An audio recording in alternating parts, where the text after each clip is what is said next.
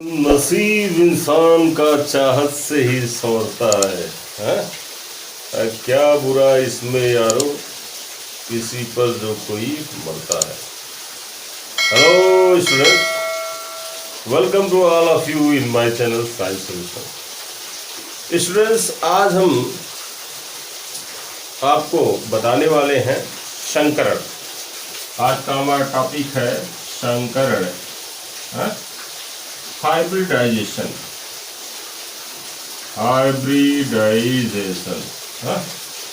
ठीक बात है। अच्छा देखिए, बहुत से बच्चे परेशान रहते हैं कि संकरण कैसे निकाला जाए, और ये बहुत ही इम्पोर्टेंट टॉपिक है। एक तो आपके बोर्ड एग्जाम के पॉइंट ऑफ व्यू से, और दूसरा कोई भी आप कंपटीशन देते हैं, कोई भी प्रतियोगी परीक्षा हुई तो उसमें एक आध क्वेश्चन संकरण से जरूर है। तो आज हम आपको संकरण के बारे में बेस्ट जानकारी देंगे। तो अनुरोध है आपसे कि वीडियो को पूरा देखें, तभी आपको कंसेप्ट समझ में आएगा। आज हम संकरण की जो भी गुत्थी है उसको सुलझाने का प्रयास करेंगे। हर तरह से आपको बताएंगे कि संकरण कैसे ज्ञात करते हैं, और उसका आसान सा ट्रिक भी इस वीडियो में आपको दिया जाएगा। तो let us start. What is hybridization? तो सबसे पहले संकरण की डेफिनेशन क्या है? तो संकरण की परिभाषा होती है कि जब लगभग समान ऊर्जा वाले, कैसे समान ऊर्जा वाले नहीं, लगभग समान ऊर्जा वाले, यानी ऐसे ऑर्बिटल जिनकी ऊर्जाएं लगभग क्या होती हैं, समान होती हैं। तो जब लगभग समान ऊर्जा वाले दो या दो से अधिक orbital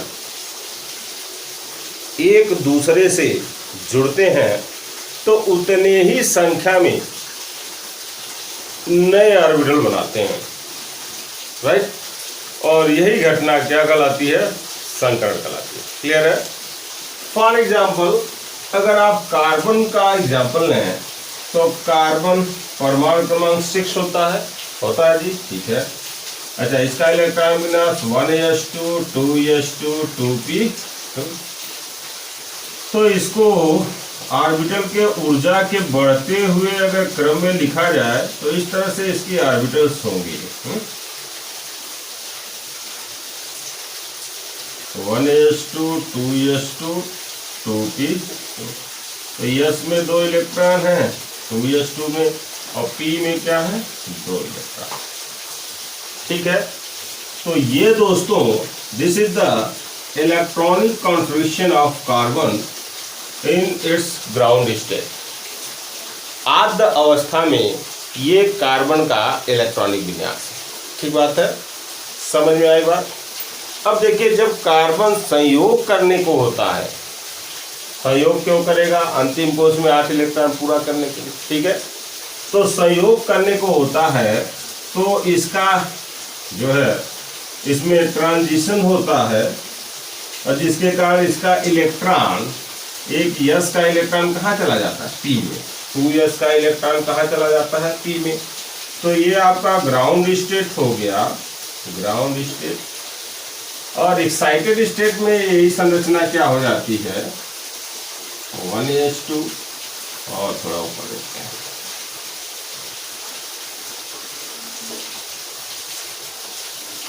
1s2 2s2 and 2p2।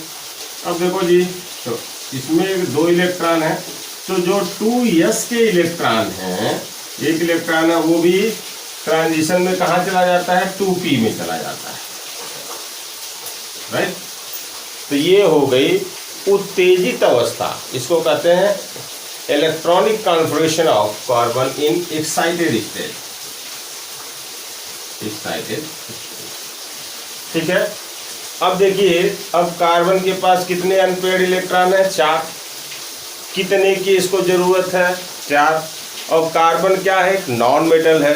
तो इस तरह से कार्बन की जो संयोजकता हो गई, वैलेंसी, वो कितनी हो गई, 4। ठीक है। और ये शो करता है कि carbon is a tetravalent element. Carbon एक चतुःसंयोजी तत्व है। ठीक बात है। अब आगे देखो, तो अब देखिए अगर एनर्जी की बात करें तो ये 1s ऑर्बिटल है, और मतलब पहला सेल है, और ये क्या है, दूसरा सेल है। तो दूसरे सेल में चूंकि ये दूसरे सेल के दूसरे कोष के ही ऑर्बिटल है s और p, तो इनकी ऊर्जा लगभग क्या होगी, समान होगी। यानी 2s और 2p के ऑर्बिटलों की ऊर्जा क्या होगी, लगभग समान होगी। एकदम से समान नहीं होगी, क्या होगी, लगभग समान होगी। तो भैया जब एक s और एक p ऑर्बिटल आपस में मिलते हैं, राइट, संक्रमण में मिलते हैं, तो ये दो नए ऑर्बिटल का क्या करेंगे, निर्माण करेंगे। ठीक है, जिनकी ऊर्जा क्या होगी, अब इनकी ऊर्जा समान होगी, और ये कौन से ऑर्बिटल होंगे, एक s और ये p मिला तो sp और sp। ठीक है, तो यही घटना क्या कहलाती है, संकरण कहलाती है। संकरण का मतलब वायु में भी होता है, तो जिसमें दो प्रजातियां आपस में मिलकर एक नए प्रजाति को जन्म देती हैं। ठीक है, हाइब्रिड डंगल जिसको कहते हैं। यहाँ भी वही है, एक s और p मिल रहे हैं, तो दो भिन्न ऑर्बिटल मिल रहे हैं जिनकी ऊर्जा लगभग समान है। तो जो नए ऑर्बिटल आ रहे हैं उसमें s का भी गुण होगा और क्या होगा, p का भी गुण होगा। तो ये हो गया संकरण, राइट। अब इसी तरह से देखो भैया, जब एक s और दो p ऑर्बिटल मिलेंगे तो समान संख्या में 3 नए ऑर्बिटल बनाएंगे, और इनका नाम क्या होगा, sp2 sp2 sp2, राइट। इसी तरह से जब एक s और 3 p ऑर्बिटल मिलेंगे तो कितने नए ऑर्बिटल बनाएंगे, 4 नए ऑर्बिटल बनाएंगे, 1 2 3 4, और संकरण क्या हो जाएगा सबका, sp3 sp3 sp3 sp3 sp3, right. अब देखो आगे जब तीसरा सेल शुरू होता है, मान लो, तो तीसरा सेल में क्या होता है, 3s 3p 3d होता है। तो जब उसके s p d ये सब मिलेंगे तो इस तरह से संकरण और आगे भी बढ़ता है, जैसे sp3d sp3d2 या d2 sp3, तो इस तरह से संकरण होते हैं। ठीक है, अब देखो दोस्तों, किसी अणु की आकृति कि अणु में परमाणु कैसे जुड़े हुए हैं। एक्चुअली होता क्या है, जो इलेक्ट्रॉन है उसमें रिपल्सन होता है, बॉन्ड में रिपल्सन होता है, तो जिसके कारण जो परमाणु होते हैं वो इधर उधर इस तरह से जुड़ते हैं। ठीक है, तो जुड़ने के कारण अणु का एक निश्चित शेप होता, आकृति होता है। तो अणु की आकृति डिपेंड करती है संकरण पे। संकरण के हिसाब से हम बताते हैं कि अणु की आकृति क्या होगी, या उसमें जो परमाणु जुड़े होंगे हैं उनके बीच जो एंगल बन रहा है, बॉन्ड एंगल कितना है, राइट। तो ये सब बताने के लिए एक थ्योरी आई। अगर कहा जाए कि किसी अणु की आकृति किस सिद्धांत के अनुसार आप ज्ञात कर सकते हैं, तो उस थ्योरी का नाम है, शानदार सा नाम है, VSEPR theory, VSEPR, VSEPR theory. VSEPR theory क्या है, अच्छा इसका फुल फॉर्म भैया है valency cell electron pair repulsion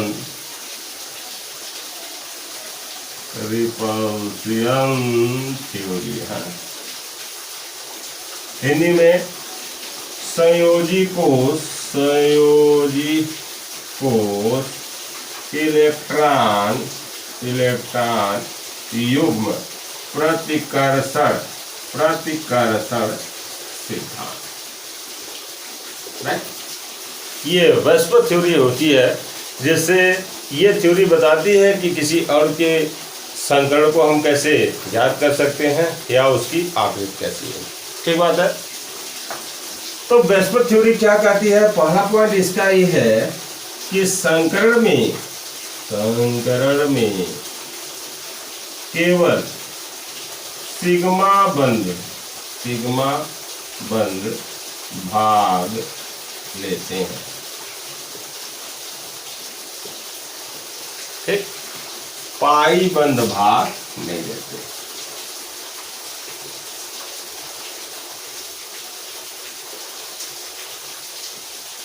right.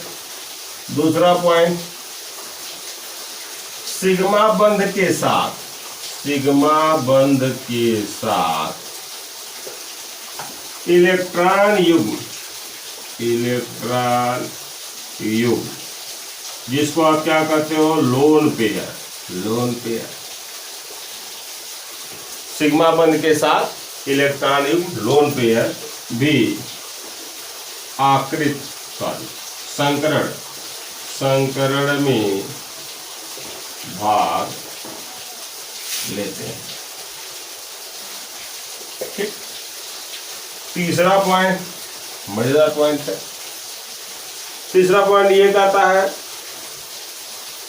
क्या कहता है भैया, कि अणु के आकृति में, अणु के आकृति में केवल केवल सिग्मा बंध भाग लेते हैं।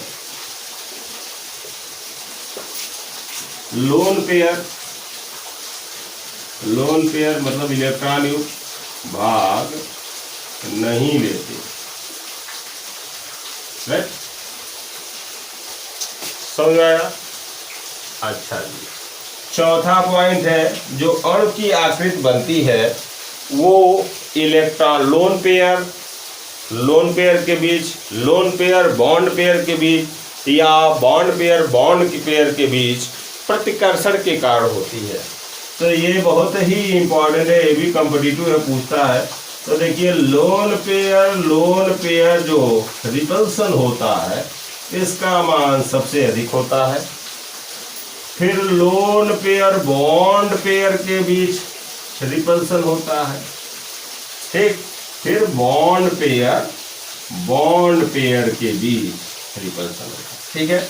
तो सबसे ज्यादा रिपल्सन किसमें होता है, लोन पेयर के बीच, मतलब प्रतिकर्षण होता है इलेक्ट्रॉन का। राइट। उसके बाद लोन पेयर बॉन्ड पेयर, यानी जो बॉन्ड होते हैं और जो इलेक्ट्रॉन युग्म होता है उनके बीच प्रतिकर्षण होता है। ठीक। और उसके बाद किसमें होता है, बॉन्ड पेयर। ठीक है। समझ में आई बात कि नहीं आई? तो इसको आप कृपया नोट कर लें। हैं, क्योंकि मैं थोड़ा सा जूम कर देता हूँ, आसान होगा आपको नोट कर लेने। भाई रुक जाओ। हाँ, नोट कर लिया? ओके, इरेज करते हैं, आगे बढ़ते हैं। चलिए अब संकरण की बात करते हैं हम कि संकरण निकालते कैसे हैं। देखिए भैया, जैसे मान लीजिए CO2 है, CO2 में संकरण और CO2 की अणु की आकृति क्या होगी इसको बताना है। तो कैसे हम ध्यान देंगे, कैसे जानेंगे? तो आप सबसे पहले इसका बॉन्ड बनाएंगे, लुईस स्ट्रक्चर बनाएंगे। तो कार्बन के अंतिम कोश में कितने इलेक्ट्रॉन होते हैं, 4। ऑक्सीजन के कितने होते हैं, 6 है? ठीक, होते हैं नहीं होते, होते हैं। अब देखो ये बॉन्ड बन गया ये। ठीक। अब वेस्पर थ्योरी लगाते हैं। तो जो ये डबल बॉन्ड होता है इसमें क्या होता है, एक सिग्मा एक पाई, एक सिग्मा एक पाई होता है। तो अब कितने, अच्छा अब इसमें केंद्रीय परमाणु, हमेशा जान दें कि सेंट्रल जो एटम होता है उसी पे हाइब्रिडाइजेशन होता है, केंद्रीय परमाणु पे। तो केंद्रीय परमाणु कार्बन है, तो कार्बन के पास अब कोई इलेक्ट्रॉन युग्म बचा नहीं, अंतिम कोश में केवल 4 इलेक्ट्रॉन। ठीक है। तो अब इसमें संकरण क्या होगा, तो गिनिए कितने सिग्मा बॉन्ड हैं, 2। सिग्मा बंध बराबर क्या हो गए, 2। लोन पेयर कितने हो गए, 0। टोटल कितना हो गया, टोटल 2। इसलिए संकरण क्या होगा, 2 संख्याएं sp। संकरण कैसा होगा इसका, sp होगा। ठीक है। आकृति कैसी होगी, आकृति रेखीय होगी। अभी इसका हम इमेज आपको दिखाएंगे कि संकरण का प्रकार उसकी आकृति और बॉन्ड कोण क्या होता है अभी नोट कर देते हैं। ठीक है, तो आकृति रेखीय होगी और बंध कोण जो होगा परमाणुओं के बीच कोण कितना होगा, रेखीय का कितना होता है 180 है। ठीक बात है, समझ में आई बात? हाँ जी, समझ में आई? ओके, ठीक है जी, आगे देखो। अब देखो बात करते हैं हम H2O की, जल की। तो ऑक्सीजन के पास अंतिम कोश में 6 इलेक्ट्रॉन, तो एक हाइड्रोजन से बॉन्ड बना लेता है, राइट। ठीक है, अब देखिए इसमें सिग्मा बंद लोन पेयर, ये एक लोन पेयर, ये हो गया। तो सिग्मा बंद कितने हुए, 2, लोन पेयर 2, टोटल कितना हुआ संख्या 4। तो जब टोटल संख्या 4 हुआ तो संकरण कौन सा होगा, 1s 3p, sp3। ठीक है, अच्छा आकृति कैसी होगी, आकृति अब देखो यहाँ थोड़ा सा लफड़ा है, इसी को हम आपको समझाना चाह रहे हैं। तो sp3 संकरण है तो इसके हिसाब से आकृति इसकी कैसी होनी चाहिए, चतुष्फल की।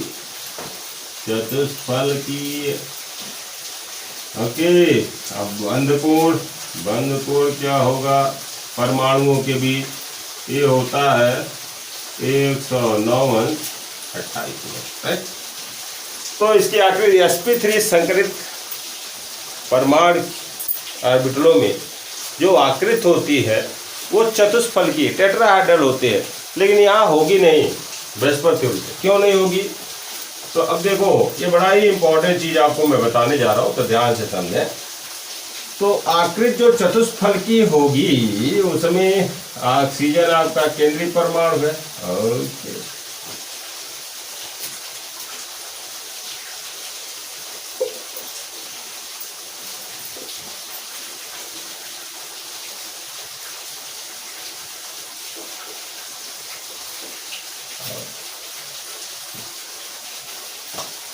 ठीक है, अब यहाँ लोन पेयर है, यहाँ लोन पेयर है। तो भैया बृहस्पति थ्योरी कहती है कि आकृति बनाने में देखो संकरण में तो लोन पेयर भाग लेता, लेकिन आकृति बनाने में लोन पेयर भाग नहीं लेता। तो इसके आकृति में लोन पेयर भाग नहीं लेगा। तो अब H2O की आकृति कैसी हो जाएगी, इसको कहेंगे विकृत चतुष्फल की या V shape, bend V shape. क्या होता है, बेंड V शेप। अरे भैया ये V उल्टा V है, ऊपर ऐसे V होता है, तो इसको मुड़ा हुआ बेंड V शेप। बेंड माने क्या होता है, मुड़ा हुआ V शेप। बहुत इंपॉर्टेंट, नोट करो। ठीक है, आइए अब हम आपको संकरण का ट्रिक बताते हैं। तो ट्रिक से संकरण, ये फिगर उगर बनाने की झंझट नहीं, चुटकियों में संकरण निकालें कैसे। तो संकरण बराबर होगा 1/2 गुणे ब्रैकेट में केंद्रीय परमाणु के संयोजी इलेक्ट्रॉनों की संख्या, राइट, प्लस यदि ऋण आवेश हो, ठीक, माइनस यदि धनावेश हो, ठीक, प्लस एक संयोजी परमाणु की संख्या, जैसे HCl Br IF। समझ में आया? ये फार्मूला आप कृपया नोट कर लें। संकरण कैसे निकालेंगे। देखो तो शुरू करते हैं। तो संकरण सपोज करो आपको अमोनिया में निकालना, NH3 फार्मूले से निकालते हैं। तो क्या होगा 1/2 और नाइट्रोजन इसका केंद्रीय परमाणु होगा है। तो नाइट्रोजन केंद्रीय परमाणु होगा, ठीक है। तो नाइट्रोजन जब केंद्रीय परमाणु है तो इसके अंतिम कोश में कई इलेक्ट्रॉन 5। हाँ ठीक है, अच्छा जी। अब प्लस इसमें कोई आवेश नहीं है, न धन है न ऋण है, कोई बात नहीं। लेकिन एक संयोजी परमाणु हाइड्रोजन है जिसकी संख्या कितनी है 3। तो ये हो गया 8/2 = 4। तो संकरण क्या हो गया sp3। ओके, समझ में आई बात कि नहीं आई? आसान है। अच्छा, एक और एग्जाम्पल लेते हैं। और क्या ले लें, और क्या ले लें, बोलिए। अरे बोलो ना। चलो SO4 पर -2 लेते हैं। सल्फेट में सल्फर पे क्या संकरण होगा, हाइब्रिडाइजेशन देखते हैं। चलो देख लिया। तो SO4 पे -2 सल्फर है केंद्रीय परमाणु, इसके अंतिम कोश में क्या इलेक्ट्रॉन होते हैं 6। ऑक्सीजन परिवार का तत्व है, ठीक है। अच्छा, तो प्लस करना है, प्लस ऋण आवेश कितने हैं 2 हो गया। धन आवेश है नहीं, एक संयोजी परमाणु कोई नहीं है। तो ये भी कितना हो गया 8/2 = 4। तो संकरण क्या हो गया sp3। ठीक है, समझ में आ रही है बात कि नहीं आ रही है? क्लियर है? ओके। अब देखो, मतलब अणु आयन किसी चीज का भी संकरण हम इस फार्मूले से आसानी से क्या कर सकते हैं, निकाल सकते हैं। हाँ, एक बात और है, जो कार्बनिक यौगिक हैं उसमें जो छोटे अणु हैं उन्हीं का संकरण हम इस तरह से निकाल सकते हैं। जैसे जब इसमें एक से अधिक कार्बन होंगे तो हर कार्बन परमाणु पे संकरण होता है, तो उसका भाई ये ट्रिक वहाँ फ्लॉप हो जाएगा। जैसे सपोज करो, आपको बता देते हैं, जैसे वो क्या है बेंजीन। तो बेंजीन अणु की संरचना क्या होती है, ये भी इम्पोर्टेंट है। इम्पोर्टेंट तो सब है।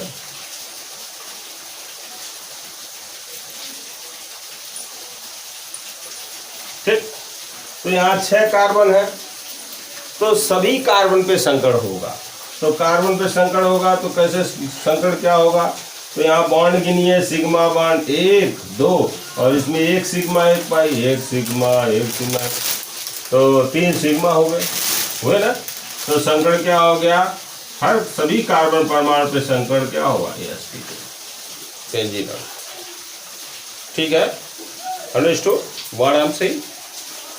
तो इस तरह से आप संकरण आसानी से निकालते। एक और देख लो कार्बनिक यौगिक का, जैसे मान लीजिए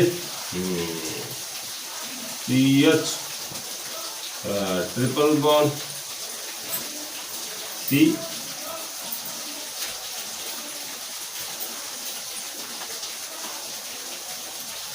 ऐसे भी क्वेश्चन आते हैं कंपटीशन में कि प्रत्येक कार्बन पे संकरण बताओ। अब देखो भैया, यहाँ 1 सिग्मा 2 हुआ संख्या, तो संकरण क्या हो गया sp। 1 सिग्मा, यहाँ भी संकरण क्या हो गया sp। यहाँ 1 2 3 4 सिग्मा, तो संकरण क्या हो गया। ठीक है।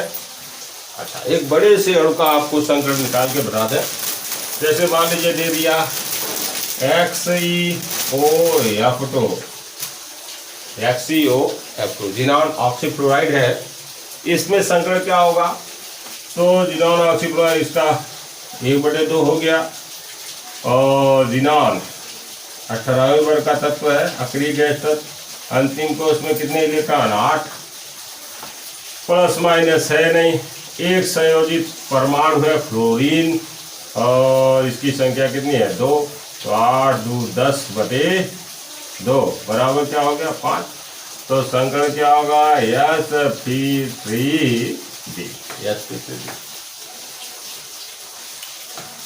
समझ में आई बात? अच्छा, एक और देख लेना। देखिए कोऑर्डिनेशन कंपाउंड है FeCN6 पर -4 में Fe का हाइब्रिडाइजेशन बताना है। तो Fe इसके अंतिम कोष में कई इलेक्ट्रॉन हो गए?